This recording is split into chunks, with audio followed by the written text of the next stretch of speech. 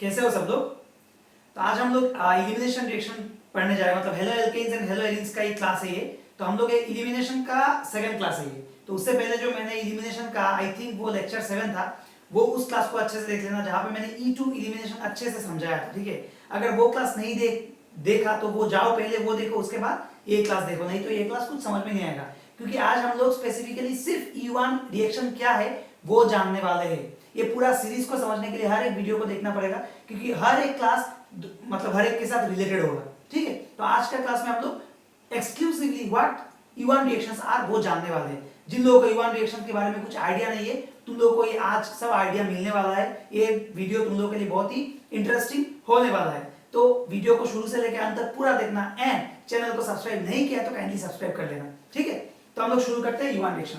Very basic, हम लोग को पता है इलिमिनेशन रिएक्शन क्या होता है, हम लोगों ने देखा। तो इलिमिनेशन रिएक्शन आज भी हम लोग इलिमिनेशन रिएक्शन ही पढ़ेंगे, लेकिन उसका मैकेनिज्म थोड़ा डिफरेंट होगा। उस दिन हम लोगों ने E2 पढ़ा था, आज हम लोग पढ़ेंगे E1। इसमें क्या होता है, कुछ रिएक्शन इस तरह होता है। हमारे पास एक टर्शियरी ब्यूटाइल ब्रोमाइड होता है। टर्शियरी को ऐसे लिखते हैं, ब्यूटाइल ब्रोमाइड हम लोगों ने लिया। जब इसके साथ कोई एक न्यूक्लियोफाइल या फिर बेस या फिर कोई हम लोगों ने E2 में देखा था OH CH3O माइनस मिथोक्साइड उस टाइप का, लेकिन यहाँ पे हम लोग देखेंगे क्यों वाटर ही काफी है। ये वाटर भी यहाँ पे एज ए बेस काम करेगा। क्या काम करेगा? वाटर बहुत ही ना अच्छा बेस है ना अच्छा एसिड है, लेकिन यहाँ पे वाटर ही काम करता है। क्यों, हम लोग देखेंगे। तो इसमें क्या होता है, रिएक्शन कुछ ऐसे होगा। रिएक्शन हम लोग को पता है, इलिमिनेशन रिएक्शन का प्रोडक्ट क्या आता है हम लोग को पता है। हमेशा इलिमिनेशन रिएक्शन का प्रोडक्ट आता है एक एल्किन, साथ में आता है एक Br माइनस, और यहां से क्या आएगा, एक H3O प्लस आएगा। ये हुआ इसका प्रोडक्ट। इसका मैकेनिज्म अगर हम लोग देखेंगे, ये दो स्टेप का मैकेनिज्म है। स्टेप 1 में क्या होगा, स्टेप 1 में याद रखना E2 reaction single step reaction था, E1 reaction double step reaction है। स्टेप 1 में क्या होता है, स्टेप 1 में कुछ ऐसा होता है, CH3 स्टेप 1 है ये, Br, यहां से क्या होता है, Br चला जाता है, यहां से Br चला जाता है, Br लीव होके चला जाता है, प्लस Br माइनस। ये स्टेप काफी स्लो है, ये स्टेप काफी स्लो है। पहले क्या होगा याद रखना, E2 में एक साथ हुआ था, एक बेस आया था, बेस बीटा हाइड्रोजन लिया था, उसके बाद लिविंग ग्रुप लीव किया था। लेकिन E1 में क्या होता है, ये डबल स्टेप है, कुछ SN1 की तरह। पहले कार्बोकैटायन जनरेशन होता है और वो स्टेप बहुत स्लो होता है, एंड वही वाला स्टेप जो वाला स्लो होता है वही रेट डिटरमाइनिंग स्टेप होता है। नेक्स्ट स्टेप, स्टेप 2 क्या होगा, देखो स्टेप 2 होगा, यहाँ पे ये बना ना, यहाँ पे ये बन गया। अभी क्या होगा, बीटा हाइड्रोजन एलिमिनेशन होगा, और वो वाला स्टेप काफी फास्ट होगा, काफी फास्ट होगा। इसको अभी हम लोग यहाँ से, ये बीटा हाइड्रोजन है, एग्जैक्टली E2 में जैसे किए थे हम लोग, यहाँ पे ये वाला बीटा हाइड्रोजन है, ये वाला बीटा हाइड्रोजन है, ये भी बीटा हाइड्रोजन ही है। यहाँ से बीटा हाइड्रोजन एलिमिनेशन होगा, कौन करेगा, यहाँ से बीटा हाइड्रोजन एलिमिनेशन, ये वाटर आके करेगा और ये यहाँ पे गिर जाएगा। तो यहाँ से क्या आएगा, CH3 डबल बॉन्ड CH2, ये हो गया हमारा एल्किन। तो यही है E1 रिएक्शन का mechanism. E1 is a double step mechanism. First step carbocation generation, second step attack by the base to whom, to beta hydrogen. उसके बाद एक एल्किन जनरेट होगा, और हम लोग को पता है रेट डिटरमाइनिंग स्टेप हमेशा स्लो स्टेप होता है। मतलब इस होल रिएक्शन का rate is proportional to concentration of only alkyl halide, exactly SN1 reaction की तरह। SN1 रिएक्शन में क्या होता था, देखो इस स्टेप में कोई भी बेस नहीं है। हम लोग डिफरेंस क्या है, SN1 एंड E1 मतलब इलिमिनेशन एंड सब्स्टिट्यूशन में डिफरेंस क्या है, डिफरेंस ये है, हम लोग SN मतलब सब्स्टिट्यूशन में हम लोग बोलते थे न्यूक्लियोफाइल, और इलिमिनेशन में हम लोग बोलते हैं उसको बेस। एक ही चीज है अल्टीमेटली, मतलब एक ही चीज नहीं, मतलब अल्टीमेटली वो चीज एक ही है, लेकिन उसका अटैकिंग साइट अलग होता है, सिंपल। तो यहाँ पे क्या होता है, स्टेप 1 में क्या होता है, देखो सिर्फ एल्काइल हैलाइड है, यहाँ पे अभी तक बेस नहीं आया, बेस सेकंड स्टेप में आया जो काफी फास्ट है। ये रेट डिटरमाइनिंग स्टेप नहीं है, फर्स्ट स्टेप में बेस नहीं है, मतलब फर्स्ट स्टेप जो रेट डिटरमाइनिंग स्टेप है उसमें सिर्फ एल्काइल हैलाइड है, इसीलिए इसका rate proportional to alkyl halide. मतलब ये रिएक्शन का ऑर्डर क्या होगा, इस रिएक्शन का ऑर्डर होगा 1, and rate only depends on the concentration of alkyl halide. Base के ऊपर डिपेंड नहीं करता, इसीलिए यहाँ पे वाटर काम कर रहा है। जितना वीक बेस होगा, यहाँ पे वीक बेस हो स्ट्रॉन्ग बेस हो कोई टेंशन नहीं है। याद रखना इवन एलिमिनेशन में वीक बेस हो स्ट्रॉन्ग बेस हो कोई टेंशन नहीं है, वीक बेस होने से भी रिएक्शन हो जाएगा, क्योंकि बेस का कंसंट्रेशन या फिर बेस का स्ट्रेंथ के ऊपर ये रिएक्शन डिपेंड नहीं करता। ये रिएक्शन कंप्लीटली डिपेंड करता है कितना अच्छा कार्बोकैटायन जनरेट हो रहा है उसके ऊपर डिपेंड करता है। ठीक है, तो अभी हम लोग इसका एनर्जी प्रोफाइल डायग्राम देखेंगे। एनर्जी प्रोफाइल डायग्राम क्या कहता है, तो हम लोग को पता चला ये एक बाइमोलिकुलर रिएक्शन हुआ। क्या हुआ? बाइमोलिकुलर रिएक्शन। ठीक है, तो इसका एनर्जी प्रोफाइल अगर डायग्राम देखेंगे कुछ इस तरह होगा।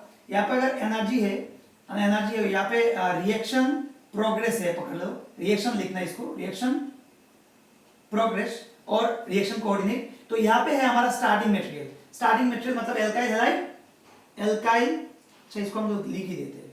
यहाँ पे क्या है, ये वाला CH3 thrice CBr plus H2 नहीं है, यहाँ पे H2 नहीं है, फर्स्ट स्टेप में H2 नहीं आता। तो फर्स्ट क्या होता है, ट्रांजिशन स्टेट एनर्जी हाई होता है, सडनली थोड़ा ड्रॉप होता है। क्यों?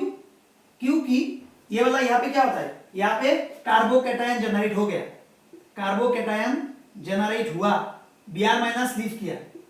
उसी स्टेप में हम लोग क्या करते हैं, हम लोग यहाँ पे अभी H2 लाएंगे। क्या लाएंगे?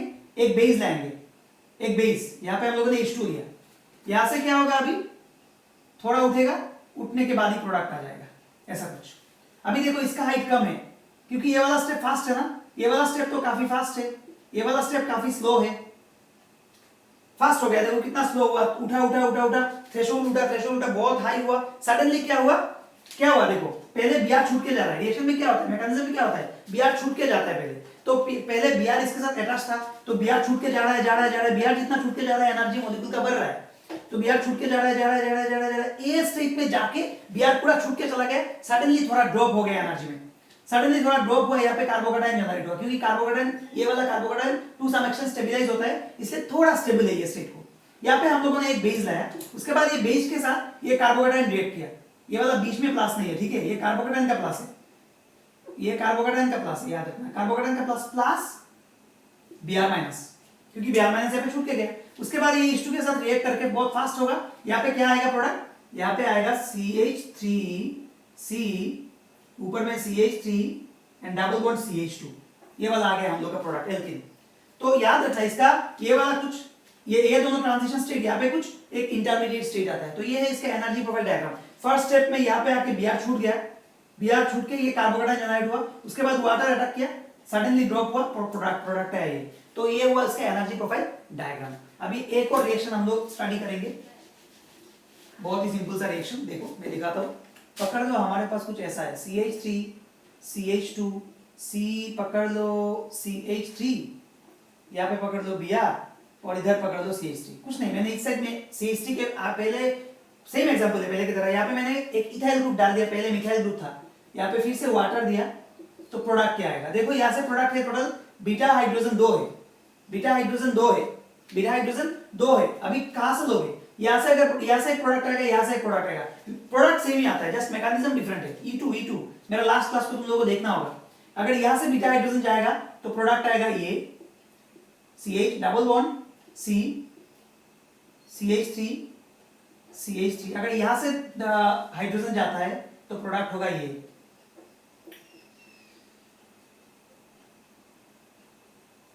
ये वाला। तो हम लोग को पता है मेजर प्रोडक्ट कौन सा है, तो हम लोग को पता है मेजर प्रोडक्ट ये होगा। क्यों? हम लोग को पता है मेजर ये होगा, माइनर ये होगा। क्यों? क्योंकि ये है सेटजेफ product, SAYTZEF सेटजेफ product. Most substituted alkene is most stable, last class. ये है सेटजेफ product, least substituted product is least stable. इसको बोलते हैं हॉफमैन प्रोडक्ट, इसको बोलते हैं हॉफमैन प्रोडक्ट। याद रखना, इसका एक नाम है हॉफमैन, इसको बोलते हैं हॉफमैन प्रोडक्ट। E2 में भी इसको हॉफमैन ही बोलते हैं। लेस सब्स्टिट्यूटेड एल्कीन को बोलते हैं Hofmann product and more substituted alkene को बोलते हैं सेटजेफ प्रोडक्ट। तो इसका मैकेनिज्म भी सेम है, पहले कार्बोकैटायन जनरेट होगा, उसके बाद H2 आके हाइड्रोजन लेगा, एक बार यहां से हाइड्रोजन लेगा, एक बार यहां से हाइड्रोजन लेगा। समझ में आया या नहीं आया? और ऊपर से ये बात भी याद रखना, यहाँ पे अगर ये देखो, ये कार्बन में एक हाइड्रोजन है, एक CH3 है, इस कार्बन में 2 CH3 है। तो अगर ऐसा कुछ ग्रुप होता है, डिफरेंट ग्रुप लगा हुआ होता है, तो उससे हम लोग को जियोमेट्रिकल आइसोमर भी मिलता है, EMZ। ये स्टीरियोकेमिस्ट्री के बारे में मैं अपना नेक्स्ट क्लास में लाऊंगा, तो इसको भी तुम लोगों को देखना पड़ेगा, नहीं तो स्टीरियोकेमिस्ट्री समझ में नहीं आएगा। यहाँ पे सिर्फ हम लोग बेसिक दे रहे हैं, क्या है एक्चुअली E1 रिएक्शन, इसका एनर्जी प्रोफाइल डायग्राम क्या है। तो ये गया इसका प्रोडक्ट। तो इसका अगर एनर्जी प्रोफाइल डायग्राम ड्रॉ करेंगे तो कैसा होगा? एनर्जी प्रोफाइल डायग्राम अगर ड्रॉ करेंगे, यहां पे आया रिएक्शन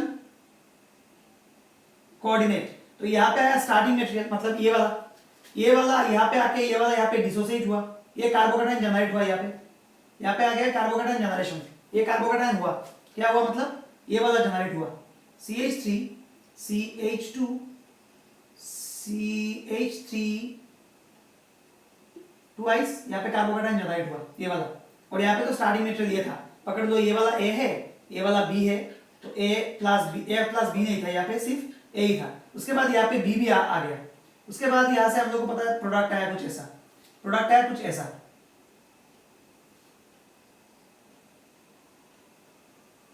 दो प्रोडक्ट आएगा यहाँ से, देखो दो प्रोडक्ट कैसे आया, क्योंकि कार्बोकेटायन जनरेट हुआ, उसके बाद क्या होता है कार्बोकेटायन जनरेट होने के बाद एक प्रोडक्ट आएगा, ये वाला minor product less stable product होता है, लेस स्टेबल मतलब उसका एनर्जी हाई होगा, याद रखना जो लेस स्टेबल होता है उसका एनर्जी हाई होता है, तो ये होगा ये वाला product CH3 CH2 CH3 double bond CH2, और जो लो एनर्जी, देखो इसका एनर्जी लो है, इसका एनर्जी हाई है, जिसका एनर्जी लो है मतलब मोर स्टेबल, तो set product CH3 CH double bond CH3 CH3, तो ये दो प्रोडक्ट आ गए। तो देखो अच्छे से, ये स्टेप फर्स्ट स्टेप कॉमन है, ये बहुत स्लो स्टेप होता है, rate determining step. Carbocation generate हुआ, यहां से दो प्रोडक्ट आया, एक आया जो बहुत जल्दी फॉर्म हो गया, बहुत जल्दी फॉर्म हो गया, देखो बहुत जल्दी फॉर्म हुआ, ये वाला बहुत जल्दी फॉर्म हुआ, तो इसको बोलते हैं काइनेटिक प्रोडक्ट, काइनेटिक प्रोडक्ट। ये वाला देखो थोड़ा एनर्जी थोड़ा ज्यादा लेगा, मतलब इसका एनर्जी थोड़ा ज्यादा है, मतलब टाइम भी ज्यादा लग रहा है, तो इसमें थोड़ा ज्यादा टाइम लग रहा है, लेकिन ज्यादा टाइम लग रहा है लेकिन प्रोडक्ट जो बन रहा है वो ज्यादा स्टेबल बन रहा है, तो इसका क्या बोलते हैं हम लोग थर्मोडायनामिक प्रोडक्ट। तो हमेशा याद रखना इन सब रिएक्शन का एनर्जी प्रोफाइल डायग्राम कुछ इस तरह ही होता है। ये सब रिएक्शन सिर्फ एल्काइल एलिमेंट का कंसंट्रेशन के ऊपर डिपेंड करता है, बेस के कंसंट्रेशन या फिर स्ट्रेंथ के ऊपर डिपेंड नहीं करता। समझ में आ गया पूरा? तो यही है, तो यही है U1 रिएक्शन, नथिंग एल्स। तो हम लोग का आज U1 रिएक्शन समझ में आ गया। अभी हम लोग देखेंगे reactivity order of alkyl halide in U1 reaction. Okay, तो अभी ये देखो reactivity order of alkyl halide in E1 reaction, in E1 reaction. याद रखना, अगर हम लोग इसको ऐवे ही पढ़ लेंगे तो क्या है, बहुत ही सिंपल है, इसका सिर्फ 3 डिग्री 2 डिग्री 1 डिग्री होता है, एग्जैक्टली लाइक SN क्या था एग्जैक्टली SN1। याद रखना SN1 का रिएक्टिविटी ऑर्डर था 3 डिग्री 2 डिग्री 1 डिग्री, SN2 का रिएक्टिविटी था 1 degree 2 degree and 3 degree. Virus elimination का हमेशा reactivity order 3 degree 2 degree 1 degree होता है, मतलब वो E1 हो चाहे E2 हो, हमेशा 3 डिग्री 2 डिग्री 1 डिग्री ही होगा, क्योंकि हम लोगों ने देखा जो मोस्ट सब्स्टिट्यूटेड एल्किन बनता है वही स्टेबल होता है, और मोस्ट सब्स्टिट्यूटेड एल्किन कब बनेगा, जब हमारे पास 3 डिग्री होगा ऑब्वियसली। तो इसीलिए हमेशा याद रखना वो इलिमिनेशन हो, वो चाहे E1 हो E2 हो, रिएक्टिविटी ऑर्डर पहले 3 डिग्री उसके बाद 2 डिग्री उसके बाद 1 डिग्री, मतलब सिंपल एल्काइल हैलाइड का स्ट्रक्चर देख के हम लोग रिएक्शन E1 होगा या फिर E2 होगा हम लोग नहीं बोल सकते। तो कैसे बोलेंगे, हम लोग देखेंगे, मेरा नेक्स्ट क्लास में देखेंगे, मैं बनाऊंगा E1 वर्सेस E2 एक क्लास बनाऊंगा, ठीक है। तो यहाँ पे देखो रिएक्टिविटी ऑर्डर ये है 3 डिग्री 2 डिग्री 1 डिग्री। अगर इसको हम लोग को एक्सटेंसिवली देखना है तो ये है रिएक्टिविटी ऑर्डर। देखो पहले आएगा 3 डिग्री बेंजाइलिक, उसके बाद आएगा 2 डिग्री बेंजाइलिक। क्यों, हम लोग को पता है इन सब रिएक्शन में फर्स्ट स्टेप में कार्बोकेटायन जनरेशन होता है, तो कार्बोकेटायन जितना ज्यादा स्टेबल होगा रिएक्शन उतना क्या होगा, उतना हद तक होगा, उतना ज्यादा रिएक्शन होगा, मतलब रिएक्शन होने का चांसेस ज्यादा होगा, मतलब ये रिएक्शन टोटली डिपेंड करता है कार्बोकेटायन का स्टेबिलिटी के ऊपर। तो हम लोग को पता है बेंजाइलिक कार्बोकेटायन हमेशा स्टेबल होता है, तो बेंजाइलिक में 3 तरह का होता है, 3 डिग्री 2 डिग्री एंड 1 डिग्री। मैंने यहाँ पे स्ट्रक्चर ड्रॉ किया, देखो ये बेंजाइलिक है। बेंजाइलिक क्यों स्टेबल होता है, बेंजाइलिक एंड एलाइलिक, मैंने पहले भी बोला benzylic and allylic carbocation are more stable. क्यों, क्योंकि वो रेजोनेंस कर पाते हैं। तो यहाँ पे देखो ये बेंजाइलिक है, तो ये रेजोनेंस कर रहा है, ये तीनों बेंजाइलिक है, तीनों रेजोनेंस कर रहा है। अभी तुम लोग बोलो तो इन तीनों में से कौन सा वाला ज्यादा स्टेबल है, obviously 3 degree will be the most stable. क्यों, देखो ये भी रेजोनेंस कर रहे हैं विद द रिंग, ये भी रेजोनेंस कर रहे हैं विद द रिंग, ये भी रेजोनेंस कर रहे हैं विद द रिंग, मतलब हर तीनों स्ट्रक्चर में रेजोनेंस इज कॉमन। बट यहाँ पे देखो एक्स्ट्रा एक इफेक्ट है, यहाँ पे 2 प्लासाई ग्रुप है, 2 प्लासाई ग्रुप इसको और ज्यादा स्टेबलाइज कर रहे हैं, यहाँ पे सिर्फ एक है, यहाँ पे एक भी नहीं है, मतलब रेजोनेंस तो बाय रेजोनेंस ये तीनों स्ट्रक्चर खुद को स्टेबलाइज कर रहा है, लेकिन यहाँ पे इंडक्टिव इफेक्ट भी इसको स्टेबलाइज कर रहा है। इसीलिए 3 degree benzylic is the most stable then 2 degree benzylic then 1 degree benzylic. Similarly हम लोग को पता है allylic carbocations are also stable. क्यों? Because of resonance. तो यहाँ पे तीनों ही एलाइलिक है, तीनों ही रेजोनेंस कर रहा है, लेकिन यहाँ पे देखो सबसे ज्यादा कौन सा स्टेबल होगा? ये भी रेजोनेंस कर रहा है, ये भी रेजोनेंस कर रहा है, ये भी रेजोनेंस कर रहा है। कैसे? ये बॉन्ड यहाँ पे आ जाएगा, ये बॉन्ड यहाँ पे आ जाएगा, ये बॉन्ड यहाँ पे आ जाएगा, रेजोनेंस हो जाएगा। मतलब पॉजिटिव चार्ज का डिस्पर्सल हो रहा है। तो यहाँ पे एक्स्ट्रा देखो इंडक्टिव इफेक्ट भी आया, एक यहाँ पे दो, यहाँ पे एक भी नहीं।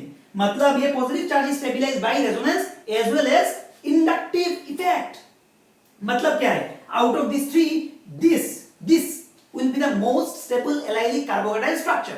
इसीलिए मैंने बोला सबसे ज्यादा स्टेबल कार्बोकेटायन होता है 3 डिग्री बेंजाइलिक, उसके बाद 2 डिग्री बेंजाइलिक, उसके बाद 3 डिग्री एलाइलिक, उसके बाद 2 डिग्री एलाइलिक, उसके बाद याद रखना बेंजाइलिक नहीं आता है, 3 डिग्री आता है। क्या आता है? 3 डिग्री। उसके बाद आएगा 1 degree benzylic which is equal to 1 degree allylic, then 2 degree 1 degree. हम लोगों ने यहाँ पे शॉर्ट हैंड सीखा था, 3 डिग्री 2 डिग्री एंड 1 डिग्री देखा था सिर्फ। लेकिन एग्जाम में बहुत सारा क्वेश्चन आ सकता है, बहुत डिफरेंट कार्बोकेटायन जनरेशन हो सकता है, इसलिए मैंने यहाँ पे एक्सटेंसिवली सबका लिख के दे दिया ताकि तुम लोग याद रख सको सबसे ज्यादा कार्बोकेटायन कौन सा स्टेबल है। जो कार्बोकेटायन ज्यादा स्टेबल होगा वो रिएक्शन ज्यादा होगा, याद रखना ये बात। तो इस सीरीज को तुम लोगों को पूरा याद रखना है। और सबसे बाद में आएगा विनाइल। विनाइल कौन सा होता है? विनाइल होता है कुछ इस तरह, CH2 double bond CH plus, इसके ऊपर प्लस। हम लोग को पता है ये sp2 कार्बन है, sp2 कार्बन के ऊपर प्लस मींस हाईली अनस्टेबल। तो ये वाला कार्बोकेटायन बहुत ही अनस्टेबल है, इसलिए सबसे लास्ट आया। 1 डिग्री के भी बाद आया। देखो तो समझ में आया? E1 रिएक्शन का रिएक्टिविटी ऑर्डर ऑफ एल्काइल है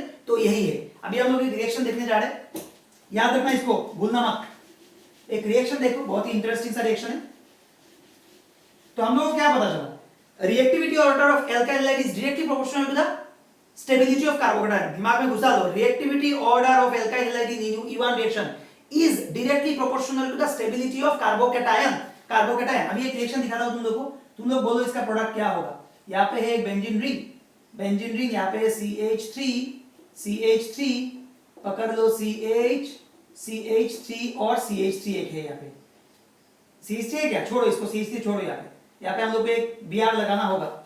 ओके, अभी यहाँ पे पकड़ लो, सिर्फ हम लोगों ने एक मिथानॉल दिया, मिथानॉल। याद रखना E1 रिएक्शन में एल्काइल हैलाइड का कंसंट्रेशन के ऊपर रिएक्शन सिर्फ डिपेंड करता है, बेस के ऊपर नहीं। मतलब बेस वीक होने से भी रिएक्शन होगा एग्जैक्टली SN1 की तरह, याद रखो एग्जैक्टली SN1 की तरह। SN1 में जैसे न्यूक्लियोफाइल का कंसंट्रेशन के ऊपर डिपेंड नहीं करता था, E1 में बेस का कंसंट्रेशन या फिर स्ट्रेंथ के ऊपर डिपेंड नहीं करता है। हम लोग को सिर्फ कार्बोकेटायन जनरेट होना है, उसके बाद कोई भी वीक बेस आके इसको एल्कीन बना सकता है। ओके, तो ये हुआ हमारा वीक बेस। क्यों? क्योंकि इसके बाद लोन पेयर है, तो ये एक बेस की तरह काम कर सकता है। तो यहां से पहले क्या होगा? फर्स्ट स्टेप में ये निकल के जाएगा। यहां से हम लोग को क्या होगा? अच्छे से देखो, CH3, यहाँ पे आया CH, यहाँ पे आया CH3, यहाँ पे बन गया पॉजिटिव। अभी तुम लोग बोलो हाइड्रोजन, नेक्स्ट स्टेप क्या होगा? नेक्स्ट स्टेप एक बेस आएगा, बेस आके बीटा हाइड्रोजन लेगा with respect to this carbocation. Beta carbon कौन सा है? ये वाला एंड ये वाला। इसमें कोई हाइड्रोजन नहीं है, तो मतलब यहां से कोई हाइड्रोजन नहीं जाएगा।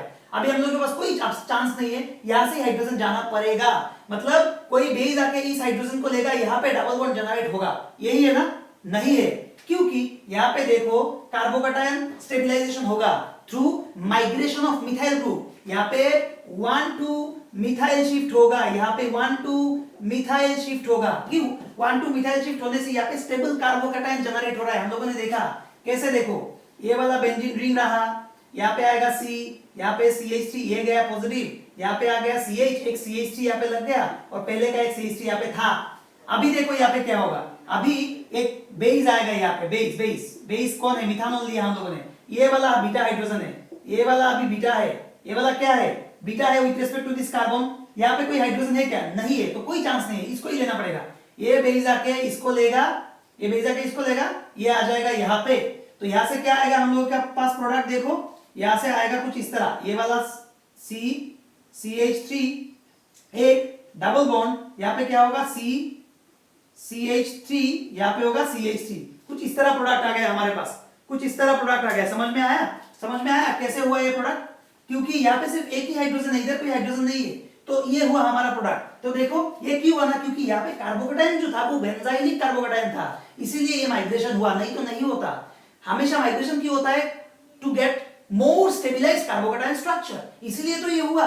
तो ये होने के बाद उसके बाद हम लोग को पता है बीटा हाइड्रोजन एलिमिनेशन होता है, एल्कीन जनरेट होता है। हमेशा याद रखना, यहां से हम लोग को दो प्रोडक्ट आएगा, दो प्रोडक्ट आता है E और Z। अगर दो कार्बन में दो डिफरेंट ग्रुप लगा हुआ होता है तो होगा, कार्बन में मतलब जो कार्बन होगा उस कार्बन में दो डिफरेंट ग्रुप लगा हुआ होगा तब हम लोग को आइसोमर मिल सकता है, याद रखना। ये मैं बाद में टोटली डिस्कस करूंगा नेक्स्ट क्लास में, इसीलिए नेक्स्ट क्लास वेरी इंपॉर्टेंट देखना। तो ये गया प्रोडक्ट, समझ में आ गया, इसको मैं इरेज करता हूं, ठीक है ना, कोई कंफ्यूजन नहीं है ना इसमें? ओके, कोई कंफ्यूजन नहीं है, कोई कंफ्यूजन नहीं है, एक बार देख लो।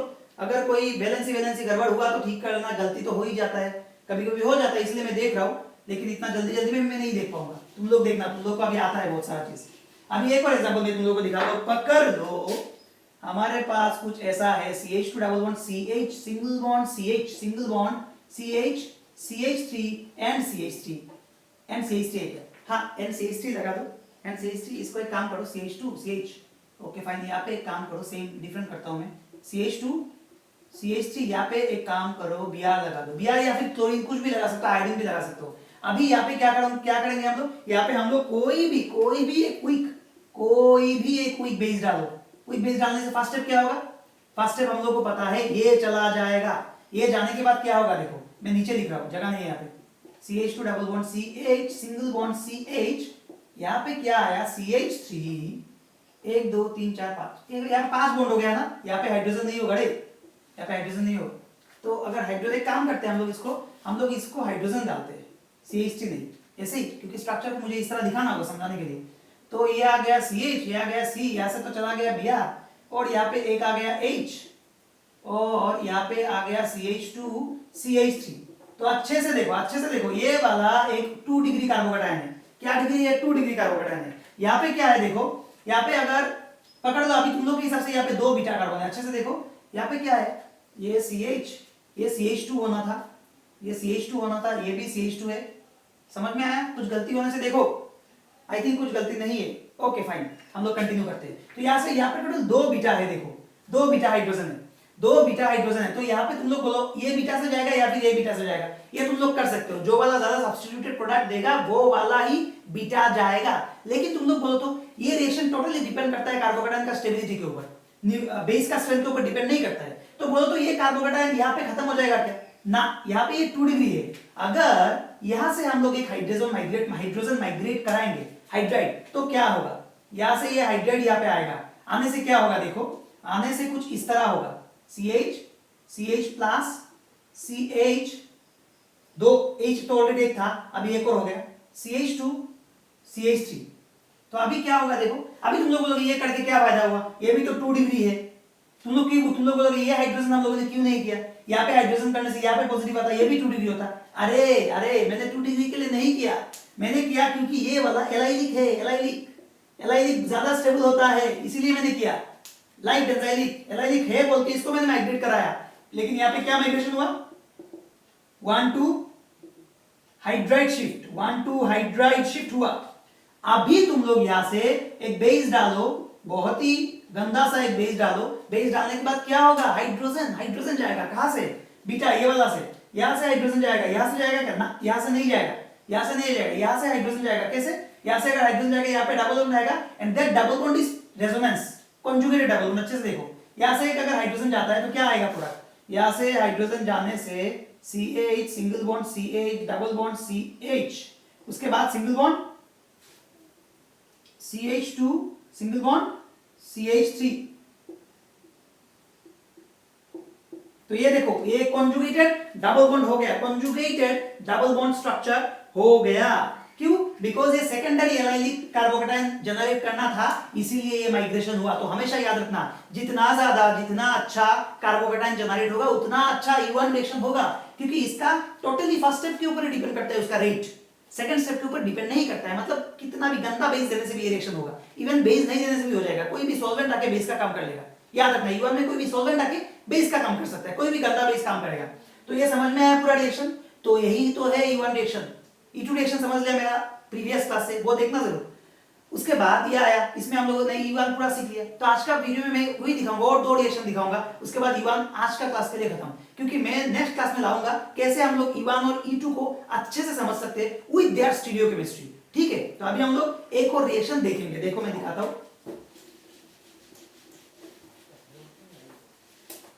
बहुत ही सिंपल सा एक रिएक्शन है, मैं दिखा रहा हूं। देखो ये रिएक्शन है, ये रिएक्शन काफी ज्यादा इंटरेस्टिंग रिएक्शन है। CH2 है यहाँ पे, CH2 डबल बॉन्ड, और यहाँ पे कुछ ऐसा है CH3 एंड CH3। यहाँ पे उन लोगों ने सिर्फ हाइड्रोजन प्रोटॉन दिया, प्रोटॉन, और रिएक्शन कुछ इस तरह हो गया। देखो मैं दिखाता हूँ, डबल बॉन्ड नहीं है यहाँ पे आ गया CH3, कुछ इस तरह आ गया CH3 और CH3। ये रिएक्शन को कैसे करोगे? ये रिएक्शन का करना है वेरी सिंपल। मैंने पहले ही बोला यहाँ पे E1 रिएक्शन में बेस का कोई रोल नहीं होता है, बेस जितना हुई दो रिएक्शन हो जाएगा। यहाँ पे कुछ बेस दिया ही नहीं है, सिर्फ एसिड दिया। देखो रिएक्शन कैसे स्टार्ट हुआ। फर्स्ट स्टेप में क्या होता है, देखो CH2 है यहाँ पे, ये वाला है, दो CH3 ग्रुप, यहाँ पे दिया प्रोटॉन, तो ये वाला बॉन्ड आके क्या करेगा, इसको ले लेगा। लेने से क्या होता है, देखो अभी तुम लोग बोलो तो मैं कहां पे लगाऊं प्रोटॉन को। ये वाला बॉन्ड अटैक क्या मतलब क्या है, ये वाला बॉन्ड अटैक क्या मतलब, आइदर मुझे हाइड्रोजन को यहाँ पे लगाना है और यहाँ पे लगाना है। अगर यहाँ पे हाइड्रोजन लगाऊंगा यहाँ पे पॉजिटिव आएगा, यहाँ पे हाइड्रोजन लगाने से यहाँ पे पॉजिटिव आएगा। तो कहां पे हाइड्रोजन लगाऊं, मैं हमेशा यहाँ पे हाइड्रोजन लगाऊंगा। यहाँ पे हाइड्रोजन लगाया मतलब यहाँ पे आ गया पॉजिटिव। क्यों मैंने यहाँ पे पॉजिटिव रखा, अगर यहाँ पे हाइड्रोजन लगाता यहाँ पे पॉजिटिव जाता, that positive is primary positive, primary positive is unstable. लेकिन ये देखो एक एलाइलिक पॉजिटिव हो गया, क्या हो गया एलाइलिक, ये रेजोनेंस कर रहा है। देखो ऐसे रेजोनेंस करेगा, करने से क्या आएगा स्ट्रक्चर, करने से हमारे पास स्ट्रक्चर कुछ ऐसा आएगा।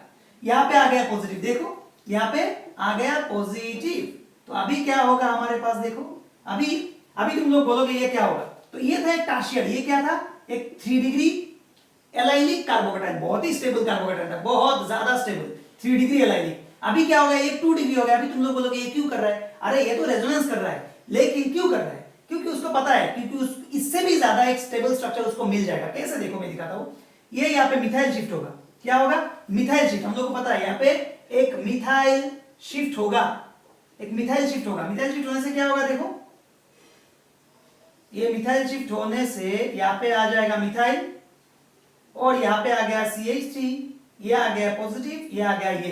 तो अभी देखो ये वाला कार्बोकेटाइन और ये वाला कार्बोकेटाइन इक्वली स्टेबल है, इक्वली स्टेबल है, ठीक है, इक्वली स्टेबल। अभी तुम लोग बोलोगे ऐसा क्यों किया, तो फिर ये भी तो स्टेबल था, यहाँ पे भी तो नेक्स्ट अटैक हो सकता था। हाँ हो सकता था, डेफिनेटली हो सकता था, लेकिन यहाँ पे एक और स्टेबिलिटी आएगा। देखो ये तो पॉजिटिव हो गया ना, तो जो पॉजिटिव है with respect to that beta hydrogen elimination होता है। With respect to that beta hydrogen is this is beta carbon, beta carbon में जो हाइड्रोजन होता है वही बीटा हाइड्रोजन होता है। इसको आगे कोई भी बेस ले लेगा, एस सॉल्यूशन में H+ है, उसमें कोई ना कोई नेगेटिव पार्टनर भी रहेगा, हम लोगों को पता है। वो नेगेटिव पार्टनर आके इसको ले लेगा, ये यहाँ पे गिर जाएगा। तो ये यहाँ पे गिरने के बाद क्या बन रहा है, देखो ये यहाँ पे गिरने के बाद बन रहा है कुछ ऐसा स्ट्रक्चर। ये होल सिस्टम एक एरोमेटिक कंपाउंड है, ये होल सिस्टम एक एरोमेटिक कंपाउंड है। और हम लोगों को पता है कोई भी एरोमेटिक कंपाउंड जहां पे बहुत ज्यादा एरोमेटिसिटी होता है वो बहुत ज्यादा स्टेबलाइज होता है, क्योंकि एरोमेटिसिटी डिक्रीजेस एनर्जी मतलब मॉलिक्यूल मोर स्टेबल। इसीलिए वो एरोमेटिसिटी उसको लाना था बोल के यहाँ पे माइग्रेशन हुआ और ये नीचे आया पॉजिटिव चार्ज, माइग्रेशन होकर अल्टीमेटली यहाँ पे, यहाँ से प्रोटॉन गया, अल्टीमेटली यहाँ पे हम लोगों को एरोमेटिक कंपाउंड मिल गया व्हिच इज मोर स्टेबल। तो बिकॉज ऑफ दैट स्टेबलाइजेशन ये मैकेनिज्म कुछ ऐसा हुआ, समझ में आया। तो ये भी एक एलिमिनेशन रिएक्शन है, लेकिन यहाँ पे फर्स्ट स्टेप क्या था, कार्बोकेटाइन जनरेशन ही था। पहले हम लोग कार्बोकेटाइन जनरेशन कैसे होता था, लिविंग ग्रुप को लीव करा के, लेकिन यहाँ पे क्या हुआ, यहाँ पे कोई लिविंग ग्रुप लीव नहीं किया, जस्ट एक हाइड्रोजन आके यहाँ पे अटैक हुआ, यहाँ पे पॉजिटिव बन गया, सिंपल। उसके बाद बाकी तो हम लोग को पता है कैसे हम लोगों ने एलिमिनेशन कराया, बीटा हाइड्रोजन एलिमिनेशन हुआ। ये क्यों एलिमिनेशन रिएक्शन है, क्योंकि एलिमिनेशन रिएक्शन क्यों एलिमिनेशन होता है, सिर्फ हैलाइड जाने से एलिमिनेशन होता है क्या, नहीं, हम लोग उसका नाम दिया बीटा हाइड्रोजन एलिमिनेशन। तो यहाँ से बीटा हाइड्रोजन एलिमिनेट हो रहा है बोल के इसका ये भी एलिमिनेशन रिएक्शन के अंडर में आ जाता है। कौन सा, E1 टाइप ऑफ एलिमिनेशन में आएगा, कि उसमें आएगा E1 टाइप ऑफ एलिमिनेशन। एक और एग्जांपल मैं तुम लोगों को दिखाता हूं, एक और एग्जांपल मैं तुम लोगों को दिखाता हूं। देखो बहुत ही सिंपल सा एक एग्जांपल है, पकड़ लो हमारे पास कुछ ऐसा एक स्ट्रक्चर है, ये एक 4 मेंबर रिंग है, ये एक 4 मेंबर रिंग है, और यहाँ पे कार्बन है, यहाँ पे Cl है, और 2 CH3 ग्रुप है, 2 CH3 ग्रुप है, 2 CH3 ग्रुप है। अभी पकड़ लो यहाँ पे क्या चाहिए हम लोग को, बेस चाहिए, कोई भी हुई बेस दिए, लिविंग ग्रुप है लीव करेगा, हम लोग को पता है। तो लिविंग ग्रुप है लीव करेगा तो क्या मिलेगा हम लोग को, CH3 प्लस आ गया, देखो प्लस, ये 3 डिग्री है, बहुत स्टेबल है, 3 डिग्री बहुत स्टेबल होता है, याद रखना। तो यहाँ से क्या होगा नेक्स्ट, तुम लोग सोच रहे हो यहाँ से या फिर ये दोनों तो सेम ही है, यहाँ से क्या जाएगा, बीटा हाइड्रोजन जाएगा तो डबल बॉन्ड आ जाएगा, एलिमिनेशन हो जाएगा। लेकिन नहीं, ये 4 मेंबर रिंग बहुत ही अनस्टेबल होता है, ये 4 मेंबर रिंग बहुत ही अनस्टेबल होता है because of strain. Because of strain. याद रखना 4 मेंबर रिंग, 3 मेंबर रिंग ऐसे अनस्टेबल होता है, 5 मेंबर 6 मेंबर सबसे ज्यादा स्टेबल होता है। तो 4 मेंबर से 5 मेंबर रिंग ज्यादा स्टेबल होता है, तो क्या करेगा यहाँ पे रिंग ओपनिंग हो जाएगा। क्या होगा? Ring opening. तो ये देखो मैं नंबरिंग करके सिखाता हूं, पकड़ लो इसको 1, ये 2, ये 3, ये 4, ये 5 नंबर। तो अच्छे से देखो 4 जाके 5 में लग रहा है, तो ये टोटल 1 2 3 4 ये वाला बॉन्ड खुल गया, खुल के जाके ये वाला पॉइंट यहाँ पे लग गया, तो यहाँ पे टोटल 5 कार्बन साइक्लिक कंपाउंड बन गया। क्या बन गया? 5 कार्बन। तो 5 कार्बन साइक्लिक कंपाउंड हम लोग कैसे लिख सकते हैं? ऐसे लिख सकते हैं। अभी नंबरिंग कैसे करेंगे? पकड़ लो, मैंने इसको नंबर 1 पकड़ा, इसको अगर अच्छा इसको नंबर नहीं, इसको नंबर कोई किसी को भी नंबर 1 पकड़ो, इसको नंबर 1 पकड़ा मैंने, इसको नंबर 2 3 4, 4 के साथ कौन बॉन्ड लगा? 5। 5 में कौन कौन है? 5 में 2 CH3 ग्रुप है, देखो 5 में 2 CH3 ग्रुप है। और ये जब यहां से छूट के गया 1 में आ गया पॉजिटिव। अच्छे से देखो 1 में आ गया पॉजिटिव, क्यों? क्योंकि 1 से ये बॉन्ड छूट के गया ना, क्योंकि 1 से ये बॉन्ड छूट के गया तो 1 हो गया पॉजिटिव। तो अभी देखो ये हो गया एक क्या है? एक 2 डिग्री पॉजिटिव हो गया, 2 डिग्री। पहले ये 3 डिग्री था, लेकिन अभी ये यहाँ पे 3 डिग्री था, अभी यहाँ पे 2 डिग्री हो गया, व्हिच इज अनस्टेबल। तो क्यों करेगा? तो अभी यहाँ पे होगा, देखो यहाँ पे मिथाइल शिफ्ट होगा, मिथाइल शिफ्ट, फिर से मिथाइल शिफ्ट होगा, शिफ्ट होके क्या बनेगा? 5 मेंबर रिंग, 5 मेंबर ही रहेगा, इसमें कोई टेंशन नहीं है। यहाँ पे होगा CH3, यहाँ पे हो गया CH3, मिथाइल यहां से गया, तो यहाँ पे देखो अभी 3 डिग्री जनरेट हो गया। क्या हो गया?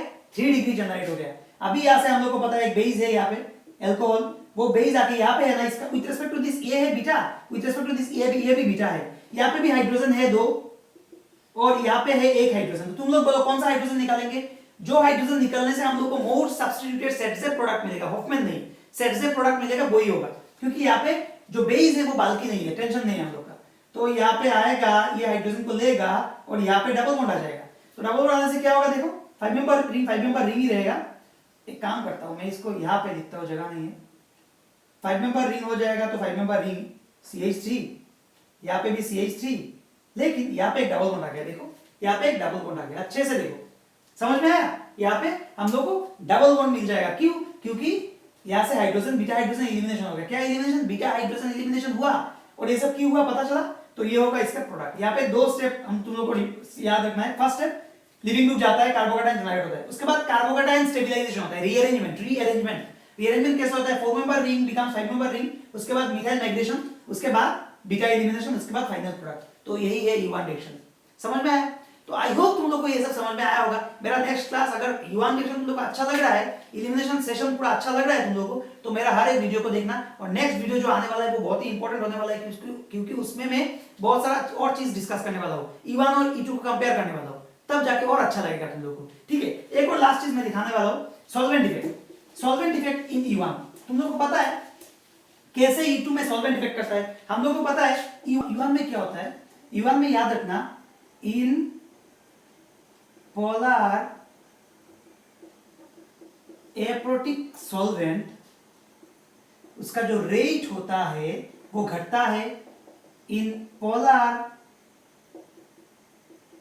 प्रोटिक सॉल्वेंट, इसका जो रेट है वो बढ़ता है। कहां पे? इन E1 रिएक्शन। हमेशा याद रखना, जैसे हम लोगों ने SN1 रिएक्शन में सॉल्वेंट इफेक्ट देखा था, इसीलिए मेरा SN1 का तुम लोगों को वीडियो देखना पड़ेगा। इसलिए मैं बोलता हूँ हर एक वीडियो हर एक के साथ रिलेटेड है, तो इसीलिए मैं बोल रहा हूँ SN1 में हम लोगों ने जैसे देखा था, in polar protic solvent SN1 का रेट बढ़ता है। Similarly in E1 also, in polar protic solvent उसका रेट बढ़ता है। क्यों? क्योंकि E1 में क्या होता है हम लोग को पता है, E1 में कार्बोकैटायन जनरेशन होता है। क्या होता है? एक कार्बोकैटायन जनरेशन होता है। तो वो क्या करता है, फर्स्ट स्टेप में एल्काइल हैलाइड से कार्बोकैटायन जनरेट होता है, and that carbocation is stabilized by polar protic solvent. That carbocation is stabilized by polar protic solvent. Polar protic solvent कौन है? पकड़ लो, एक वाटर मिथानॉल, जो प्रोटॉन छोड़ता है वो है पोलर प्रोटिक। वाटर एक पोलर प्रोटिक है, ऐसा कुछ। तो क्या होता है, वाटर को जो पॉजिटिव एंड निगेटिव एंड होता है, वाटर को जो निगेटिव एंड होता है वो कार्बोकैटायन को स्टेबलाइज करता है। निगेटिव एंड मतलब ऑक्सीजन, ऐसे निगेटिव एंड, क्योंकि हम लोगों को पता है ये डेल निगेटिव होता है, ऑक्सीजन डेल निगेटिव होता है और हाइड्रोजन डेल पॉजिटिव होता है, हम लोगों को पता है इसका, ऐसा कुछ होता है।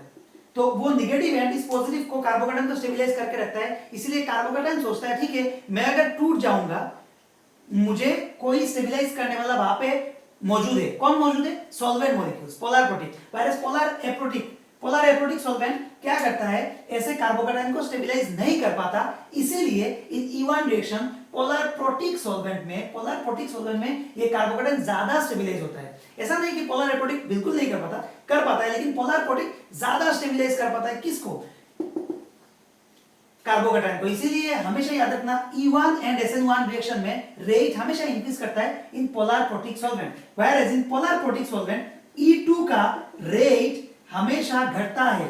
E2 का रेट हमेशा घटता है। क्यों घटता है? E2 में हम लोग को पता है एक होता है एल्काइल हैलाइड और दूसरा होता है एक बेस, एक स्ट्रॉन्ग बेस। तो क्या करता है सॉल्वेंट मॉलिक्यूल्स, स्ट्रॉन्ग बेस का काम क्या होता है E2 में स्ट्रॉन्ग बेस का काम होता है वो एक हाइड्रोजन को आके अटैक करेगा, बीटा हाइड्रोजन को, ये यहाँ पे गिरेगा और Cl निकलेगा।